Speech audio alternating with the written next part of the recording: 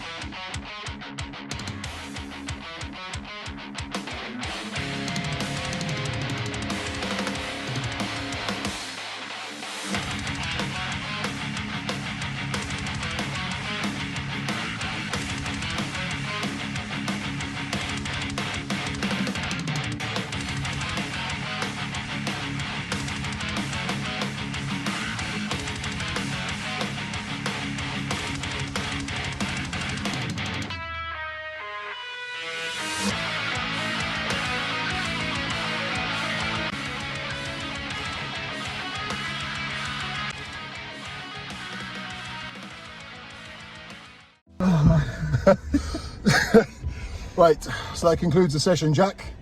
How did it go? Yeah, fucking fantastic.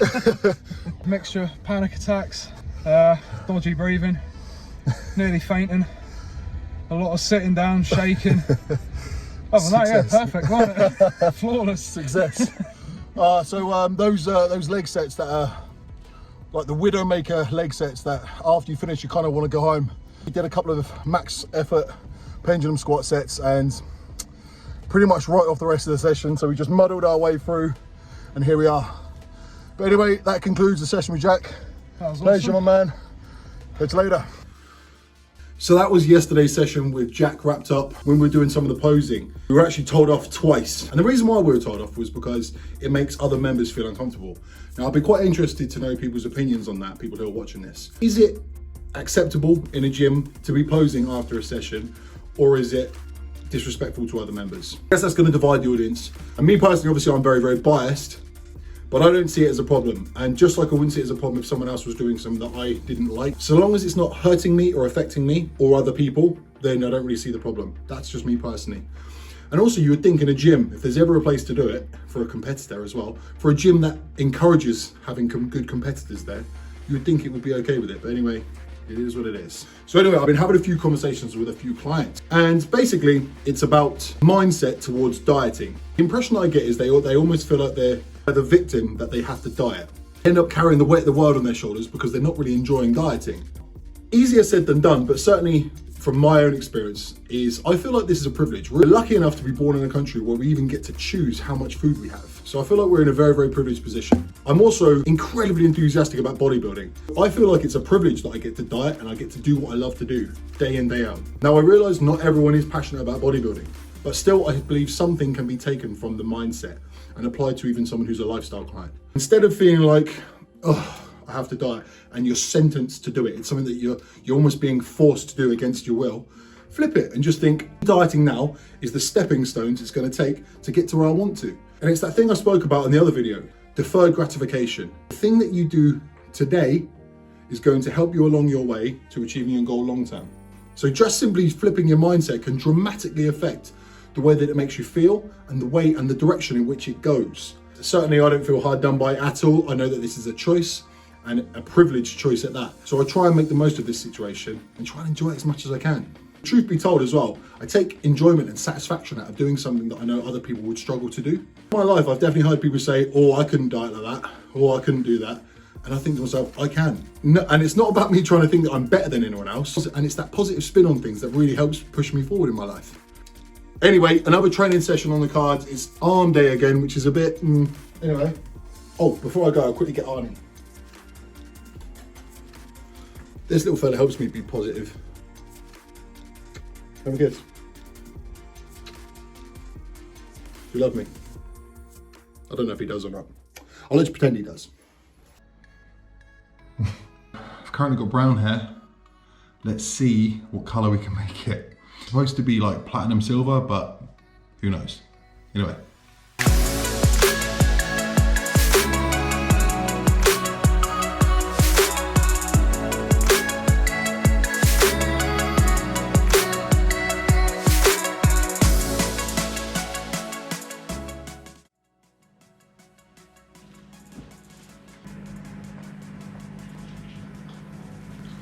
I don't know if it's quite silver or platinum.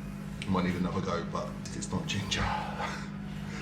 But anyway, one of the reasons for me doing this is I think to myself, I don't know how much longer I'm gonna have a full head of hair. Thank you very much, genetics. So make the most of the hair that I do have while I've got it. Make the most of, I just mean do stuff with it. 5 years time, probably won't be able to, so what do you reckon? Kind of looks like you've got grey hair. Well, I am 34 now, so, you know. I think it will look cool when your dark comes through and then this is like frosting on the ends. Yeah, true that. Yeah. Or we could go like bright blue or bright pink or... What do you reckon, Arnie?